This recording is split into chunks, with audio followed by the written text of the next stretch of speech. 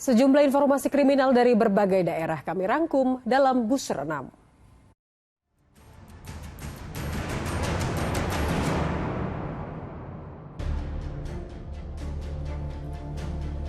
Sakit hati karena ditolak berhubungan intim, seorang pria di kota Cimahi, Jawa Barat tega membunuh keponakannya sendiri. Dari hasil rekaman CCTV di rumah kontrakan korban beberapa jam sebelum pembunuhan, tersangka yang memakai kaos oranye terlihat bersama korban yang sedang menyapu di teras rumah. Namun setelah menyapu teras rumah, Nani Yuningsih, ibu satu anak berusia 26 tahun itu, ditemukan tewas di kamar mandi rumahnya dengan bersimbah darah. Tersangka RW melaporkan kematian keponakannya itu akibat bunuh diri. Namun setelah dilakukan penyidikan, ternyata RW lah yang membunuh korban hanya karena sakit hati ajakannya untuk berhubungan intim ditolak korban. Tersangka yang rumahnya bersebelahan dengan korban dan sudah memiliki anak dan istri mengaku sering menonton video porno. Kasus pencurian ternyata tidak hanya terjadi kepada barang berharga saja. Di Jalan Pangeran Mata, Palembang, Sumatera Selatan, gerobak berisi jerigen pun digondol maling. Rekaman kamera pengawas CCTV memperlihatkan seorang pria yang mengenakan topi berdiri di dekat sebuah gerobak berisikan jerigen air sambil memperhatikan situasi di sekitarnya. Setelah dipastikan lokasi sekitar sepi, pelaku pun dengan santai membawa kabur gerobak yang berada di dekatnya. Sang pemilik baru mengetahui gerobaknya hilang saat hendak pergi berjualan. Pemilik gerobak tidak akan melaporkan kasus pencurian ini ke kantor polisi, namun jika ada warga yang berhasil menemukan gerobak miliknya, ia akan diberi hadiah uang tunai sebesar 1 juta rupiah. Aksi pelaku begal payudara terjadi di Depok, Jawa Barat. Kali ini sasarannya adalah pedagang jalan kaki di Jalan Swadaya, Cilodong, Kota.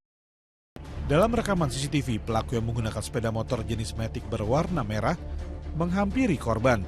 Saat berada di depan korban, pelaku putar arah dan langsung melancarkan aksinya. Korban pun telah melaporkan kasus yang menimpanya ke Polres Metro Depok.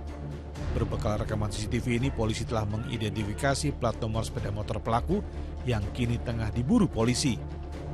Terduga pelaku pelecehan yang videonya viral saat tengah dipersekusi melaporkan kasus persekusi yang ia alami ke Satreskrim Polres Metro Depok. T melaporkan pihak-pihak yang ada di rekaman video tersebut, termasuk rekan dan seniornya. Dari hasil pemeriksaan akibat persekusi, T mengalami luka lebam dan ada bekas sundutan rokok. Para pelaku persekusi terancam dijerat pasal berlapis dengan ancaman hukuman 5 tahun penjara. Seorang pria nekat menjebol pintu masjid dan membobol kotak amal anak yatim piatu dari dalam Masjid Babu Taqwa di Jalan Kebantenan 3 Cilincing, Jakarta Utara. Tanpa melepaskan alas kaki, pelaku masuk ke dalam masjid dan mencongkel kotak amal. Setelah berhasil meraup uang dari dalam kotak amal, pelaku langsung kabur dengan dibonceng rekannya mengendarai sepeda motor yang menunggu di luar masjid. Kasus ini telah dilaporkan ke aparat Polsek Cilincing, Jakarta Utara. Sempat viral di media sosial karena menjadi korban perampokan, Deni Kantona Hidayat, warga Suro Dinawan, Kecamatan Prajurit Kulon, Kota Mojokerto, Jawa Timur, akhirnya meminta maaf ke polisi Senin sore.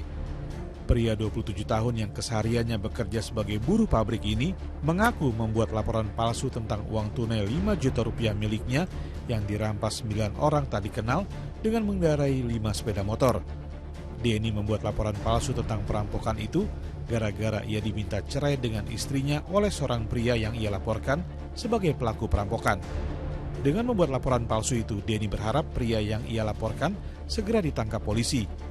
Meski memastikan laporan itu hanya rekayasa, namun polisi tidak memberi sanksi kepada Deni.